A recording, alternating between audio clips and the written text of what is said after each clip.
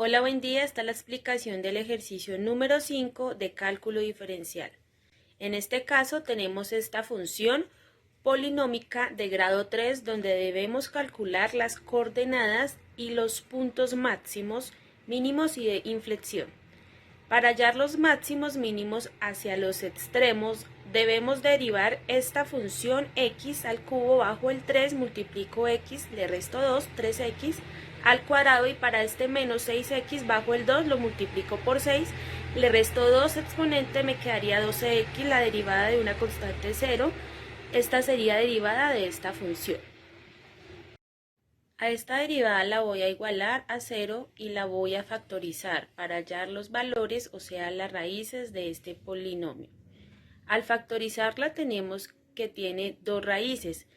Es x igual 0, x igual 4. Quiere decir que los puntos críticos son estos dos y los integrados de estudio son desde menos el infinito hasta 0, de 0 a 4 hasta más infinito. ¿Qué quiere decir eso? Que vamos a tomar un número de este intervalo, un número de este intervalo y un número de este intervalo y vamos a ver el comportamiento de la curva. Para este intervalo tomamos menos 1, lo sustituimos en la primera derivada y obtenemos que eso es igual a 15. Ahora, para este intervalo tomamos 1, lo sustituimos entre la primera derivada y esto es igual a menos 9. Luego para este número, que sería el 5, lo sustituimos en la primera derivada y nos da igual a 15 positivo. Pero es decreciente en este intervalo de aquí, ya que nos dio un resultado negativo. Entonces, como ella es creciente y después de este punto sea 0 hay un máximo, ya que la curva va subiendo, subiendo y ya después baja, y ese máximo lo calculamos en 0 en la función que nos dieron inicialmente, o sea, esta.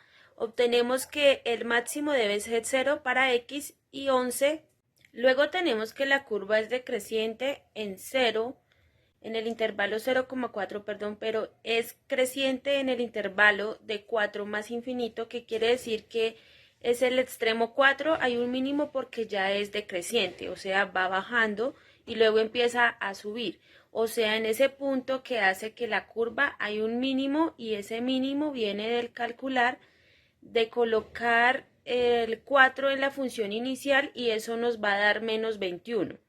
Quiere decir que 4 para x y menos 21 para y.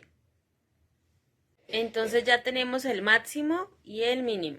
Para calcular el punto de inflexión, hacemos la segunda derivada de la función, derivamos esta función que ya derivamos antes, quiere decir que esta la vamos a volver a derivar.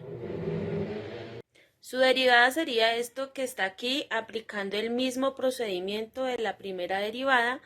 Si volvemos a igualar a 0 y despejamos la de variable x, tenemos un solo punto crítico aquí, que sería x igual a 2, por lo cual vamos a tener dos intervalos que serían menos infinito 2 y 2 más infinito.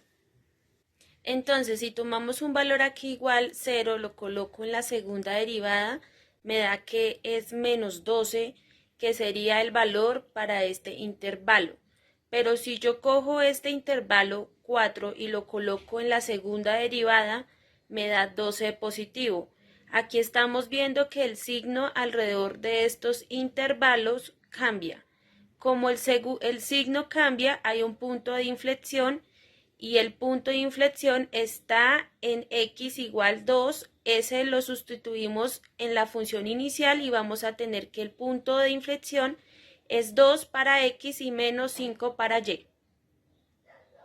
Y todo esto lo podemos comprobar en GeoGebra. Si colocamos la función, escribimos el comando de extremo de la función y este caso nos da el máximo y el mínimo, y después el comando de punto de inflexión de la función y nos da el punto, lo cual nos comprueba que el ejercicio está bien.